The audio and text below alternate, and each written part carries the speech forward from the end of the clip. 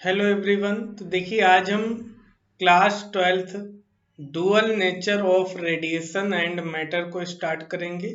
तो total NCERT based होगा class 12th के लिए। Dual nature of radiation and matter. देखिए इलेक्ट्रॉन एमिशन, तो the minimum energy required for the electron emission from the metal surface known as work function and the process is called electron emission. तो देखिए जो metal होता है, metal की surface से electron को सरफेस से बाहर निकालने के लिए जो मिनिमम एनर्जी रिक्वायर्ड होती है उसको हम बोलते हैं वर्क फंक्शन। और जो प्रोसेस होता है इसको हम बोलते हैं इलेक्ट्रॉन एमिशन। तो मिनिमम एनर्जी जो रिक्वायर्ड होती है एक इलेक्ट्रॉन को मेटल की सरफेस से सरफेस के बाहर निकालने के लिए, वो वर्क फंक्शन कहलाता है।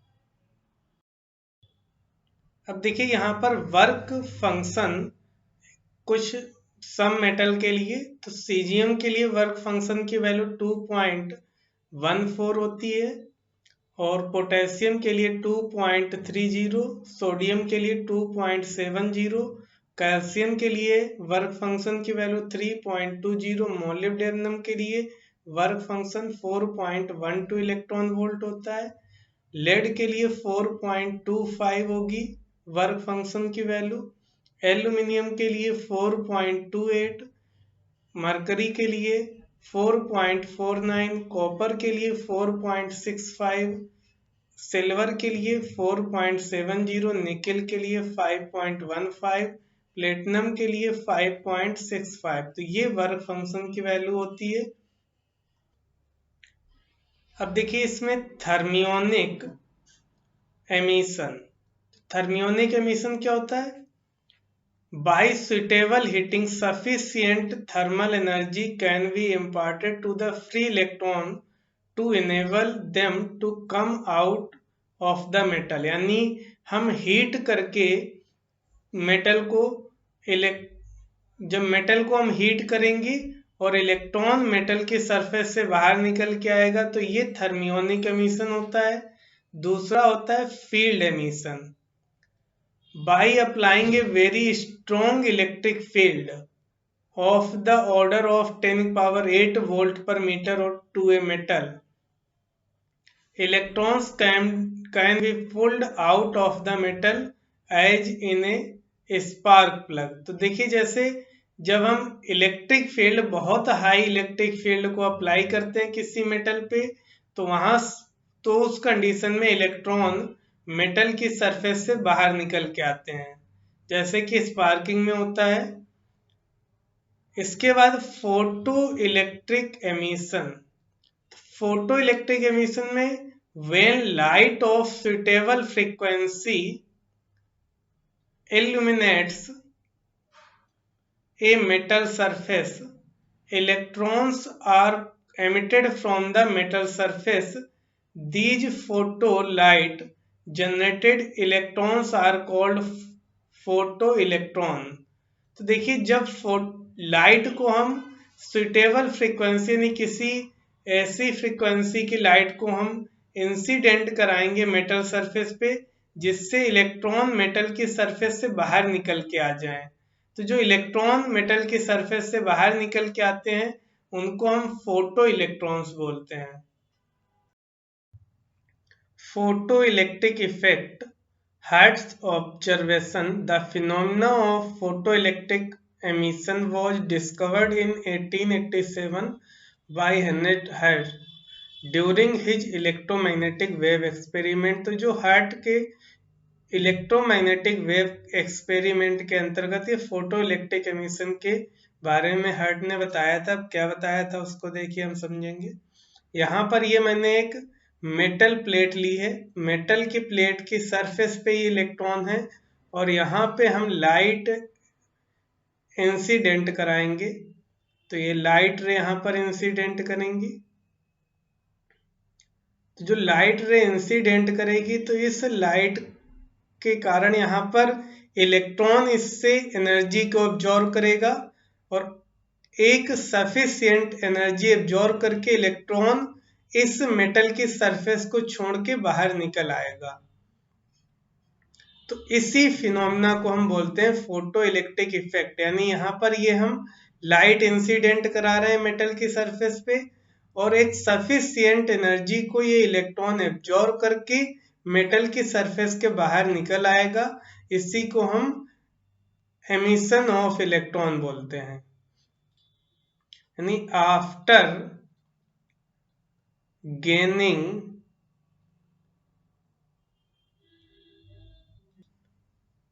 a sufficient energy from light ray,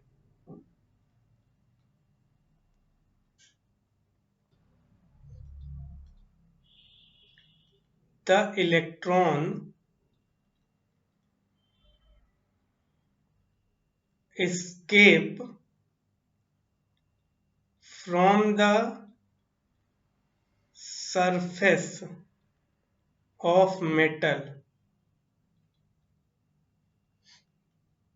in the surrounding.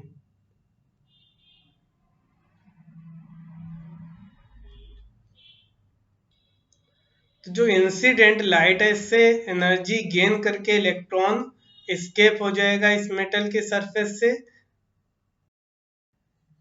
Hallward and Leonard observation. Hallward and Leonard observed that when ultraviolet light fall on the emitter plate, no electrons were emitted at all when the frequency of the incident light was smaller than a certain minimum value called threshold frequency.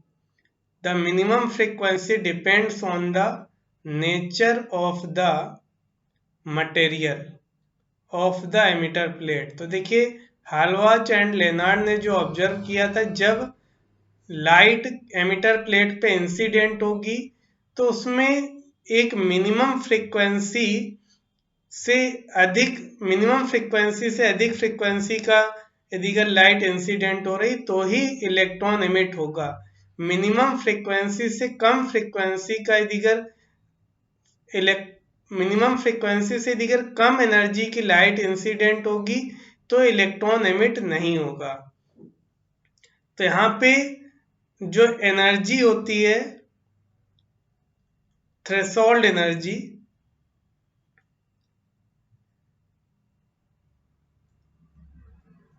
इसकी value होती है H new. ये new threshold है। तो ये minimum value होती है energy की जिस वैल्यू पे इलेक्ट्रॉन एमिट होगा, और इसकी वैल्यू अलग अलग मटेरियल के लिए अलग अलग होती है। तो ये लेनार्ड और हॉलवॉच ने बताया था। इसको हम वर्क फंक्शन फाई से भी डिनोट करते हैं। वर्क फंक्शन, ये मिनिमम एनर्जी होती है, फाई से डिनोट करते हैं। Phi is equal to H nu threshold.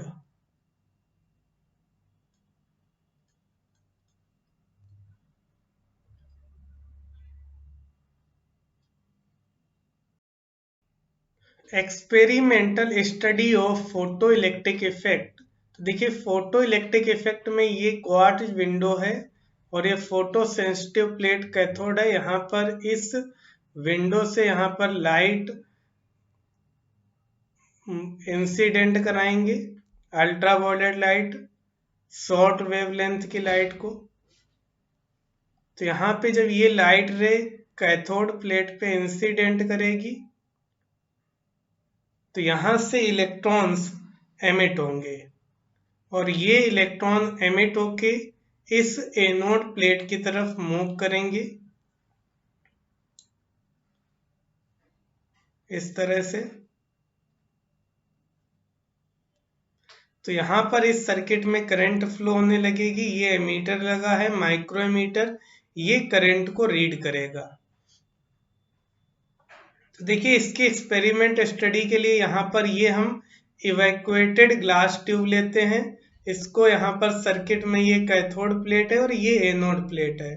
तो कैथोड प्लेट पे हम ये ultraviolet light, short wavelength की लाइट को क्वार्ट विंडो से इंसिडेंट कराएंगे और यहाँ पर इलेक्ट्रॉन एमिट होंगे और ये इस सर्किट के थ्रू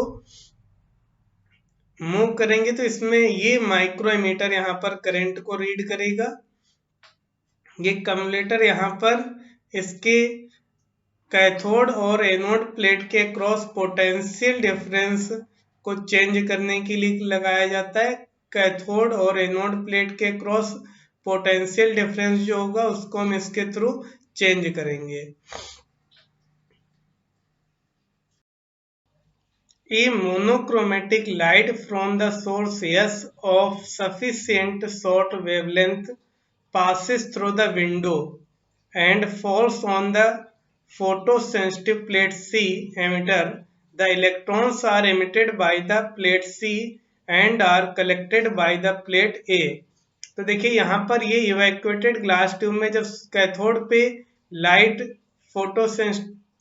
ये शॉर्ट वेवलेंथ लाइट इंसिडेंट होगी तो इलेक्ट्रॉन एमिट होंगे और इस एनोड प्लेट पर कलेक्ट होते हैं।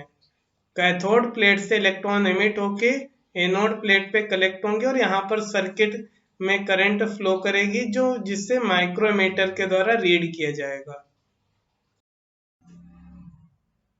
Effect of intensity of light on photo current. तो देखिए फोटो इलेक्ट्रिक करंट जो होती है, फोटो इलेक्ट्रिक करंट, ये डायरेक्टली प्रोपोर्शनल होती है इंटेंसिटी ऑफ लाइट। यानी जब हम लाइट के इंटेंसिटी बढ़ाएंगे तो नंबर ऑफ फोटो इलेक्ट्रॉन्स जो होंगे एमिटेड वो पर सेकेंड इंक्रीज हो जाएंगे। तो इसका जो ग्राफ बनेगा वो स्ट्रेट लाइन बनेगा, ओरिजिन से यहां से पास होगा। फोटो इलेक्ट्रिक करंट जो होगी वो directly proportional to intensity of light के होती है। तो जब इंटेंसिटी इंक्रीज करेंगे हम लाइट की तो फोटो इलेक्ट्रिक करंट की वैल्यू भी इंक्रीज होगी।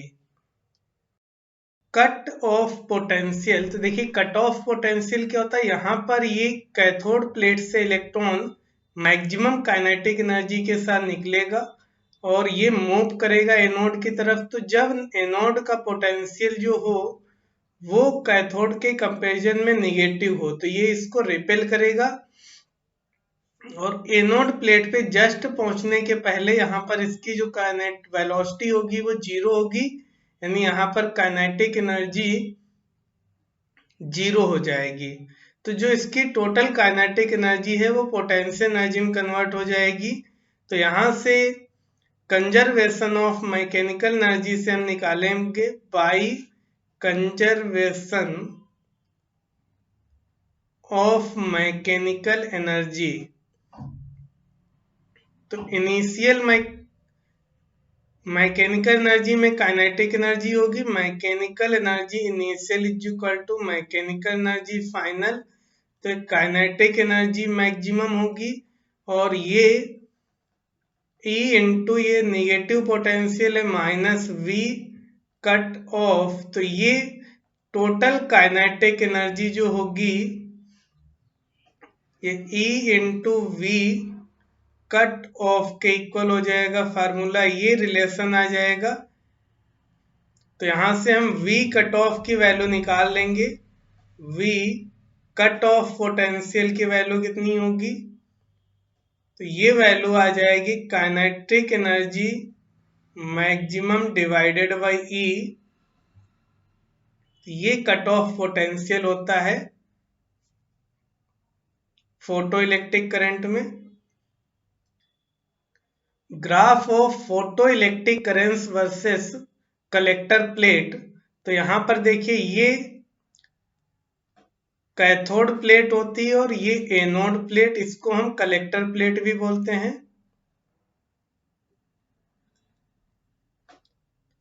ये कैथोड प्लेट है। तो यहां से इलेक्ट्रॉन निकल के इस तरह से मूव करेंगे मैक्सिमम काइनेटिक एनर्जी के साथ में। तो ये होता है V cut of. Cut off potential पे इसमें करंट की वैल्यू 0 हो जाएगी, फोटो इलेक्ट्रिक करंट। यहां से जो इलेक्ट्रॉन निकलेंगे ये एनोड प्लेट पे पहुंचने से पहले ही रुक जाते हैं। अब यहां पर जब निगेटिव पोटेंशियल होगा इस कलेक्टर प्लेट का तो उस कंडीशन में करंट 0 होगी। पोटेंशियल की वैल्यू हम धीरे धीरे इंक्रीज करेंगे।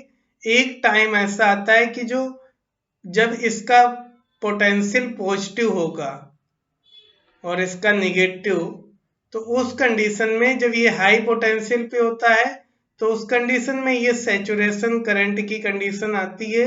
यानी जितने भी इलेक्ट्रॉन कैथोड प्लेट से निकलेंगे सभी इलेक्ट्रॉन जब एनोड प्लेट पे पहुंचते हैं तो ये आई सैचुरेशन होती है, सैचुरेशन करंट। मैक्सिमम करंट की वैल्यू होती है जब यहां पर हम इसका पोटेंशियल पॉजिटिव लेंगे, और पोटेंशियल की वैल्यू बढ़ाते जाएंगे उसके बाद तो कोई फर्क नहीं पड़ेगा। मैक्सिमम करंट के बाद इसकी वैल्यू नहीं बढ़ सकती है। तो ये सैचुरेशन करंट होगी। कट ऑफ पोटेंशियल ये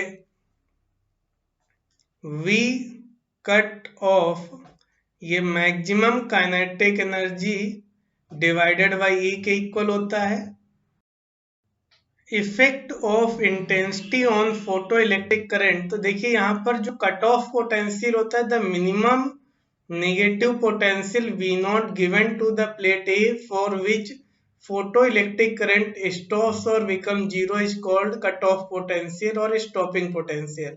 यानी यहाँ पर मैक्सिमम काइनेटिक एनर्जी के साथ ये इलेक्ट्रॉन निकलेगा और यहाँ पर इसकी काइनेटिक एनर्जी 0 हो जाएगी।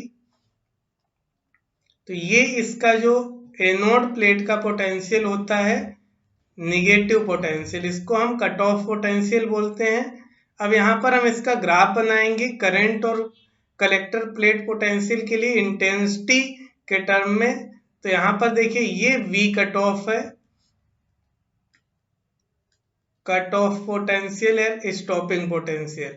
तो यहाँ पर जब हम लाइट की इंटेंसिटी को इंक्रीज करेंगे तो यहाँ पर करंट की वैल्यू भी इंक्रीज होगी, ये सैचुरेशन करंट इंक्रीज हो जाएगी। तो I3 ग्रेटर देन है I2 से और ये ग्रेटर देन I1। तो जब इंटेंसिटी को हम इंक्रीज करेंगे जो फोटो इलेक्ट्रिक करंट होता है, फोटो इलेक्ट्रिक करंट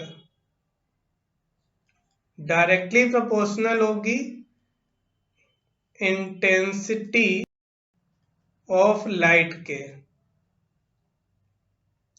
तो इंटेंसिटी को हम इंक्रीज करेंगे तो करंट की वैल्यू इंक्रीज होगी। Effect of frequency of incident radiation on stopping potential, तो देखिए फ्रीक्वेंसी जो इंसिडेंट रेडिएशन की होती है उसका क्या इफेक्ट पड़ता है स्टॉपिंग पोटेंशियल पे, वो हम लिखेंगे।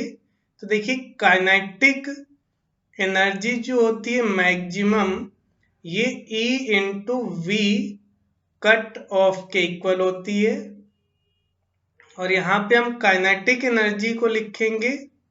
तो काइनेटिक एनर्जी जो मैक्सिमम होगी ये h न्यू, जो इंसिडेंट रेडिएशन होगा उसकी टोटल इंटेंसिटी, और इससे हम वर्क फंक्शन फाई को लेस कर दें तो ये h nu minus h nu not हो जाएगा। काइनेटिक एनर्जी मैक्सिमम इसके इक्वल होगी।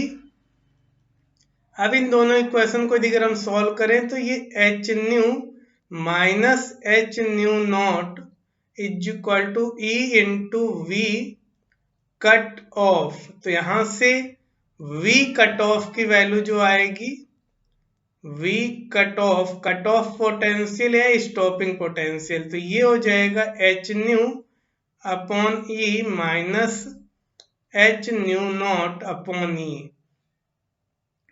तो ये y is equal to mx minus c के टाइप का है, तो ये इसका स्ट्रेट लाइन होगा। ये वैल्यू होगी h nu not upon E के इक्वल। तो जो कट ऑफ पोटेंशियल होता है डायरेक्टली प्रोपोर्शनल टू फ्रीक्वेंसी की होता है, यानी फ्रीक्वेंसी की वैल्यू यदि अगर हम बढ़ाएंगे तो कट ऑफ पोटेंशियल की वैल्यू इंक्रीज होगी। तो देखिए यहाँ पे हम फ्रीक्वेंसी की वैल्यू जब इंक्रीज करेंगे तो कट ऑफ पोटेंशियल इंक्रीज होगा, तो यानी यहाँ पे न्यू3 फ्रीक्वेंसी जो है ये ग्रेटर देन न्यू2 के है और ये न्यू1, तो सबसे अधिक वैल्यू यहाँ पर फ्रीक्वेंसी न्यू3 की होगी, फिर न्यू2, फिर न्यू1। तो इसके लिए ये कट ऑफ पोटेंशियल बढ़ जाएगा। न्यू3 के लिए सबसे अधिक कट ऑफ पोटेंशियल होगा, उससे कम होगा न्यू2 के लिए और उससे कम कट ऑफ पोटेंशियल की वैल्यू न्यू1 के लिए। और जो सेचुरेशन करंट होगी वो कट ऑफ पोटेंशियल पे डिपेंड नहीं करती, ये आई सेचुरेशन होगी, सेचुरेशन करंट सेम रहेगी। तो ये फोटो इलेक्ट्रिक करंट का ग्राफ बनेगा कलेक्टर प्लेट के अकॉर्डिंग। कलेक्टर प्लेट पोटेंशियल पे फ्रीक्वेंसी चेंज करेंगे तो कट ऑफ पोटेंशियल चेंज होगा, सेचुरेशन करंट पे कोई फर्क नहीं पड़ता है।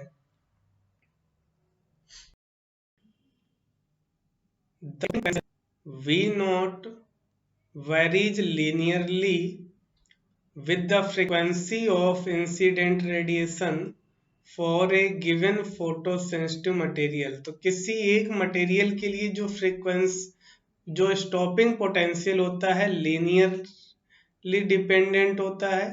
तो ये स्ट्रेट लाइन ग्राफ बनेगा फ्रीक्वेंसी ऑफ इंसिडेंट और स्टॉपिंग पोटेंशियल के लिए। There exists a certain minimum cutoff frequency for which the stopping potential is zero। एक मिनिमम फ्रीक्वेंसी न्यू नॉट के लिए स्टॉपिंग पोटेंशियल की वैल्यू जीरो होती है। The maximum kinetic energy of the photo electrons varies linearly with the frequency of incident radiation but it independent of its intensity। जो kinetic energy होती है वो frequency के डायरेक्टली प्रोपोर्शनल होती है, तो लीनियरली डिपेंडेंट होती है और ये इंटेंसिटी पे डिपेंड नहीं करती है। For a frequency of incident radiation lower than the cut off frequency no photo electric emission is possible even if the intensity is large. देखिए एक मिनिमम फ्रीक्वेंसी से कम फ्रीक्वेंसी पे कोई फोटो इलेक्ट्रॉन एमिट नहीं होता है, जिसको हम थ्रेशोल्ड फ्रीक्वेंसी बोलते हैं।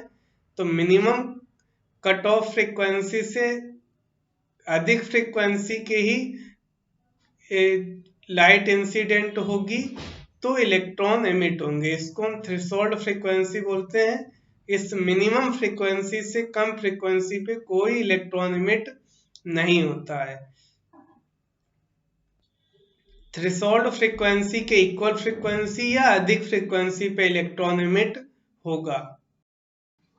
For a given photo sensitive material and frequency of incident radiation above the frequency, यदि threshold frequency above incident radiation तो उस कंडीशन में जो फोटो इलेक्ट्रिक करंट होती है वो डायरेक्टली प्रोपोर्शनल होगी intensity of light. Intensity of light हम इंक्रीज करेंगे तो number of photo electrons increase होंगे और फोटो इलेक्ट्रिक करंट इंक्रीज होगी। For a given photo sensitive material and frequency of incident radiation saturation current is found to be proportional to the intensity of incident radiation where the stopping potential is independent of its intensity। तो देखिए जब हम किसी photo sensitive material पे light incident कराएंगे तो जो saturation current होती है वो इंटेंसिटी ऑफ लाइट के डायरेक्टली प्रोपोर्शनल होती है। अगर हम इंटेंसिटी ऑफ लाइट इंक्रीज करेंगे तो सेचुरेशन करंट की वैल्यू इंक्रीज होगी और stopping potential intensity of light पे डिपेंड नहीं करता। For a given photo sensitive material there exist a certain minimum cut off frequency of the incident radiation. called the threshold frequency, below which no emission of photoelectrons take place no matter how intense the incident light. तो देखिए किसी भी photo sensitive material पे अगर हम light incident कराएंगे तो minimum cut off frequency से अधिक फ्रीक्वेंसी के ही रेडिएशन पे इलेक्ट्रॉन एमिट होंगे।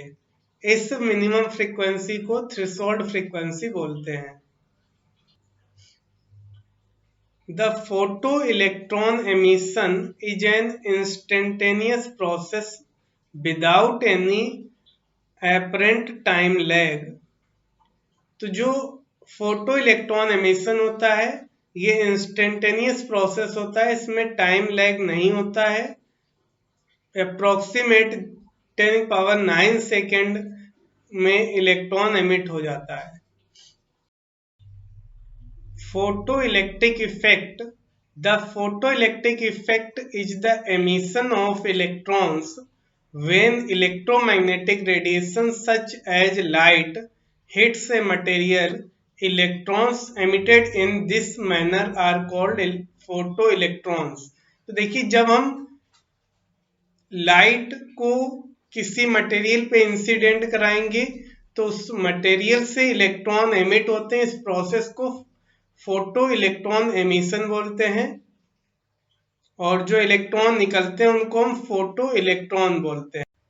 और ये प्रोसेस जो होता है इसको हम फोटो इलेक्ट्रिक इफेक्ट बोलेंगे। Wave theory of light.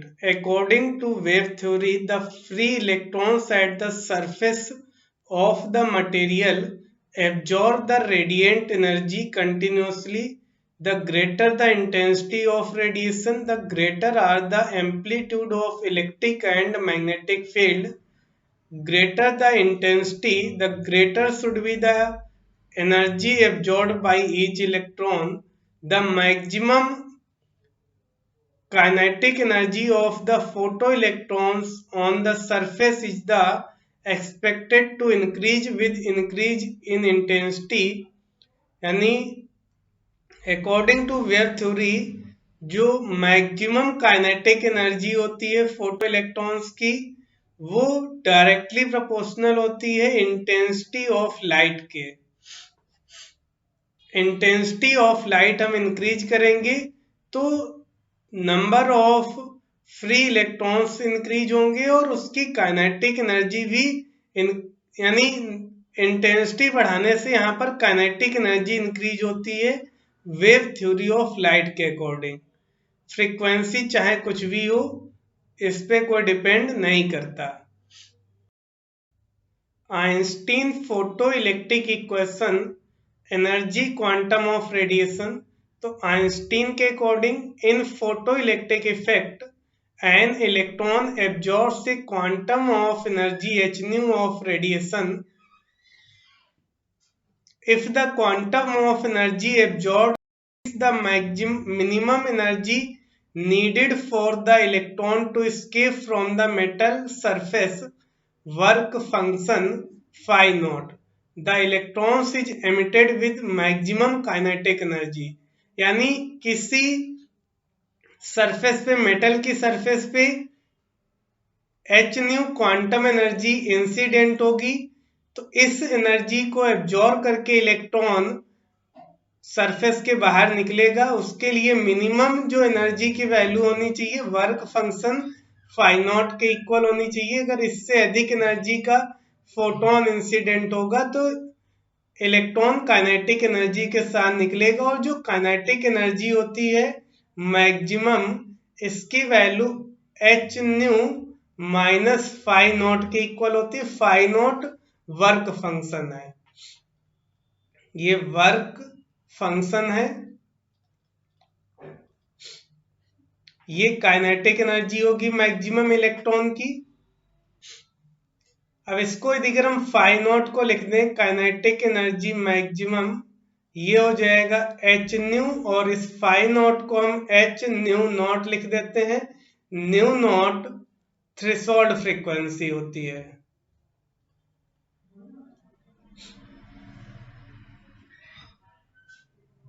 Minimum frequency. अब कट ऑफ पोटेंशियल के फार्मूले से काइनेटिक एनर्जी मैक्सिमम जो होती है ये E into V not cut off potential और स्टॉपिंग पोटेंशियल भी बोलते हैं इसको, स्टॉपिंग पोटेंशियल। तो यहाँ पे हम इसकी जगह लिखेंगे काइनेटिक एनर्जी की जगह E into V not is equal to H nu minus h nu not. यहाँ से V not is equal to आएगा h upon e into nu minus h upon e into nu not. तो ये equation आ जाएगी V not cut off potential और frequency के term में। तो ये cut off potential V not जो है ये डायरेक्टली प्रोपोर्शनल है फ्रीक्वेंसी के y equal to M x minus सी के फॉर्म में आ रहा है। अब देखिए स्टॉपिंग पोटेंशियल और फ्रीक्वेंसी का जब हम ग्राफ बनाएंगे तो ये स्ट्रेट लाइन ग्राफ बनेगा इस तरह से। ये वैल्यू होगी minus h nu not upon e के equal. Particle nature of light photon is the light quantum of energy to be associated with a particle.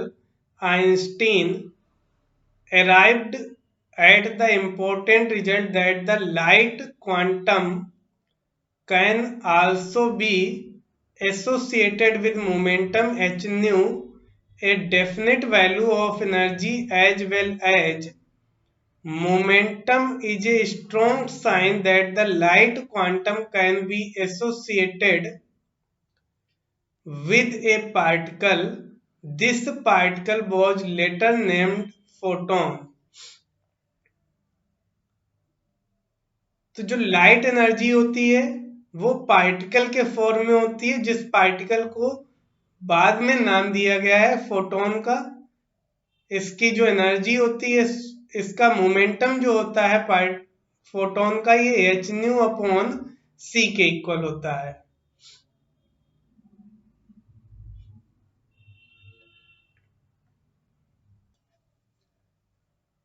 In interaction of radiation matter, radiation behaves as if it is made up of particles called photons. तो जो radiation होता है matter पे, जो incident radiation, वो photon के form में होता है जिसको हम पार्टिकल बोलते हैं। Each photon has energy h nu and momentum p h nu upon c and speed c, speed of light. तो एक फोटोन के पास जो एनर्जी होती है वो एच न्यू होती है, momentum h nu upon c होगा, सी स्पीड ऑफ लाइट है। All photon of light of a particular frequency और wavelength have same energy h nu या as c upon lambda. Momentum p की value h nu upon c या h upon lambda.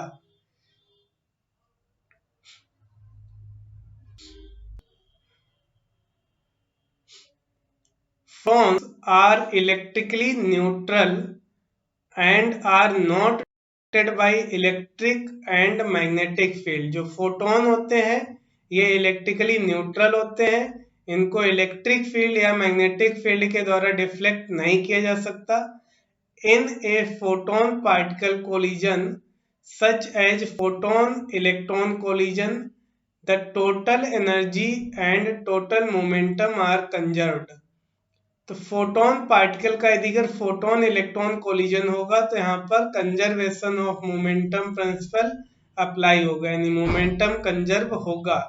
However the number of photons may not be conserve in the collision.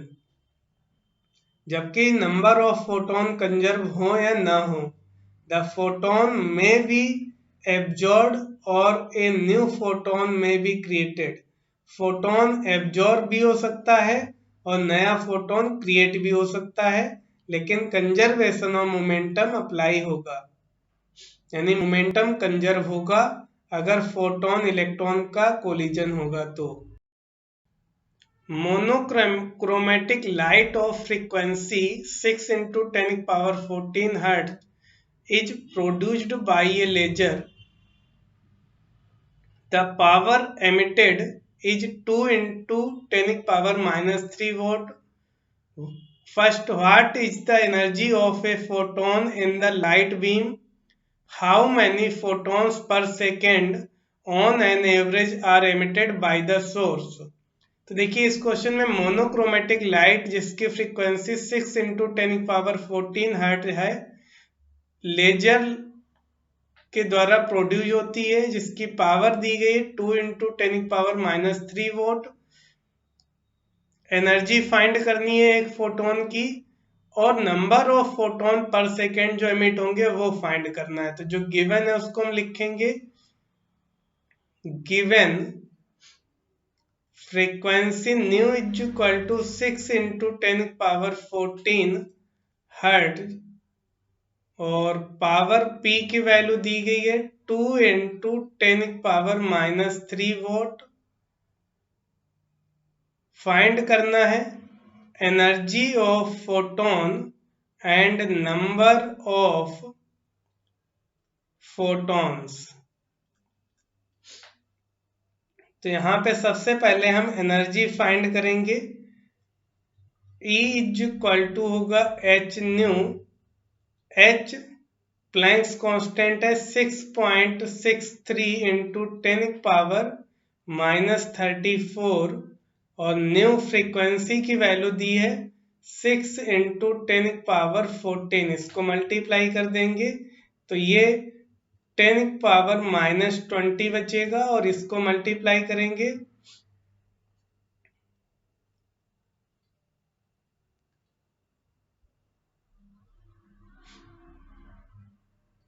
तो ये value आ जाएगी 39.78 joule. और इसको हम चेंज करें तो इसको लिख सकते हैं 3.98 10 पावर-19 जूल। ये एनर्जी की वैल्यू आ जाएगी। इसके बाद सेकेंड, नंबर ऑफ फोटोन निकालेंगे। तो नंबर ऑफ फोटोन ये हो जाएगा पी पावर अपॉन एनर्जी के, और पीक पावर की वैल्यू है 2 इंटू 10 पावर-3, एनर्जी की वैल्यू है 3.98 इंटू 10 पावर-19। 10 पावर-19 को ऊपर ट्रांसफर करेंगे तो ये 2 इंटू 10 पावर-16 हो जाएगा, प्लस का डिवाइडेड बाई ये वैल्यू अप्रोक्सीमेट 4 है, और इसको हम सॉल्व करेंगे तो ये वैल्यू आ जाएगी नंबर ऑफ फोटोन की n is equal to 5 into 10 power. ये number of photons per second आएंगे। The work function of cesium is 2.14 electron volt. Find the threshold frequency for cesium. तो यहाँ पर वर्क फंक्शन सीजियम के लिए दिया है 2.14 इलेक्ट्रॉन वोल्ट। थ्रेशोल्ड फ्रीक्वेंसी की वैल्यू फाइंड करनी है। तो जो वैल्यू गिवन है उसको हम लिखेंगे, given work function phi naught की वैल्यू दी है 2.14 इलेक्ट्रॉन वोल्ट, और यहाँ पर फ्रीक्वेंसी न्यू नॉट फाइंड करनी है। तो यहाँ पर हम फार्मूला अप्लाई करेंगे, phi naught is equal to H nu naught. Phi naught की वैल्यू 2.14, इलेक्ट्रॉन वोल्ट को हम जूल में कन्वर्ट कर देंगे 1.6 इंटू 10 पावर-19। एच की वैल्यू 6.63 इंटू 10 पावर-34, तो यहाँ से न्यू नॉट की वैल्यू आ जाएगी 2.14 into 1.6 into 10⁻⁻19 divided by 6.63 into 10⁻⁻34 और इसको मल्टीप्लाई करेंगे तो ये वैल्यू होगी 3.42 इन 10⁻⁻19 और ये 10⁻34 ऊपर जाएगा, 10⁻+34 हो जाएगा डिवाइडेड बाई 6.63 और इसको हम सॉल्व करेंगे तो ये वैल्यू आएगी 5.16 इंटू 10⁻14 हर्ट्ज। ये फ्रीक्वेंसी की वैल्यू हो जाएगी न्यू नॉट थ्रेशोल्ड फ्रीक्वेंसी की।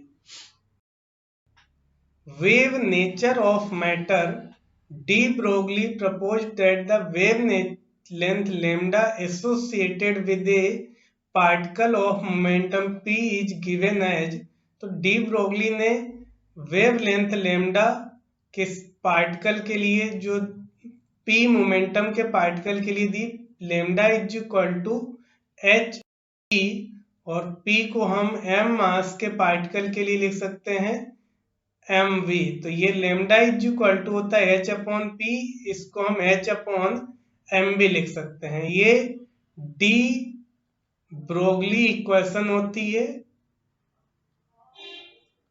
इसको हम डी ब्रोगली इक्वेशन बोलेंगे।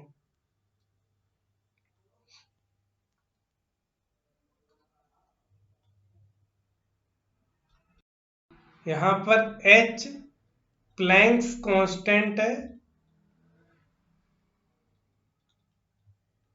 ये प्लैंक्स कांस्टेंट, इसकी वैल्यू 6.63 इंटू 10⁻⁻34 जूल सेकेंड होती है। अगर हम इसको काइनेटिक एनर्जी के टर्म में लिखें तो जो मोमेंटम होता है P equal to √2m into kinetic energy के होता है। तो यहां से lambda wavelength h/√2m into kinetic energy किया जाएगा और इसको हम इलेक्ट्रॉन वोल्ट के टर्म में लिखें तो ये काइनेटिक एनर्जी को हम लिख सकते हैं 2m, ये E इंटू वी के इक्वल। तो ये वेवलेंथ पोटेंशियल V के टर्म में होगी, ये काइनेटिक एनर्जी के टर्म में फार्मूला होता है। अब इलेक्ट्रॉन के लिए जो लेमडा की वैल्यू आती है ये 1.227 डिवाइडेड बाई √v, ये नैनोमीटर में होती है। यहां पर हमने मास, इलेक्ट्रॉन का मास और इलेक्ट्रॉन का चार्ज पुट करके ये वैल्यू फाइंड की है। ये wave length for electron. What is the de Broglie wavelength associated with an electron moving with a speed of 5.4 into 10⁻6 metre per second. तो देखिए यहां पे हमको डी ब्रोगली वेवलेंथ फाइंड करनी है इलेक्ट्रॉन के लिए जिसकी स्पीड दी गई है 5.4 into 10⁻6 मीटर पर सेकेंड। तो जो वैल्यू यहां पर गिवन है उसको हम लिखेंगे गिवन स्पीड ऑफ इलेक्ट्रॉन दी है 5.4 into 10⁻6 मीटर पर सेकेंड और डी ब्रोगली वेवलेंथ हमको फाइंड करनी है लेमडा। यहां पर हम फार्मूला लगाएंगे lambda is equal to h/mv। h Planck's constant की value 6.63 into 10⁻⁻34, mass of electron 9.1 into 10⁻⁻31 और v की वैल्यू 5.4 इंटू 10⁶। इसको हम कैलकुलेट करेंगे तो ये हो जाएगा 6.63 into ×10⁻34 divided by 4.92 into 10⁻24।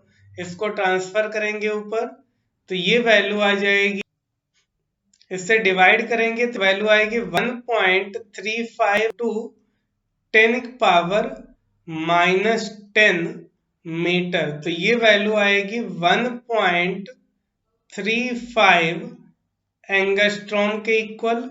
Wavelength की वैल्यू आ जाएगी 1.35 angstrom. What is the de Broglie wavelength associated with an electron accelerated through a potential difference of 100 volt? तो यहाँ पर हमको डी ब्रोगली वेवलेंथ इलेक्ट्रॉन के लिए फाइंड करनी है जिस इलेक्ट्रॉन को 100 वोल्ट पोटेंशियल डिफरेंस से एक्सीलरेट किया जाएगा। तो जो गिवन है उसको हम लिखेंगे गिवन एक्सीलरेटिंग पोटेंशियल,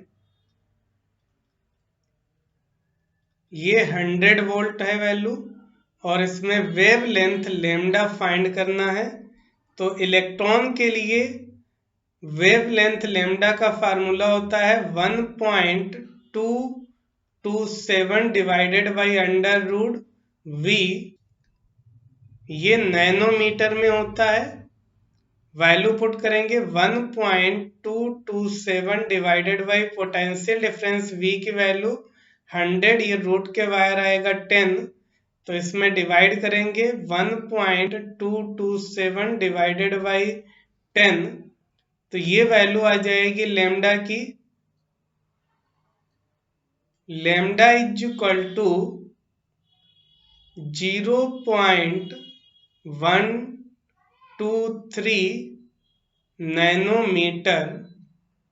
इसको हम लिख सकते हैं 1.23 एंगस्ट्रॉम के इक्वल। तो ये वेवलेंथ की वैल्यू आएगी डी ब्रोगली वेवलेंथ।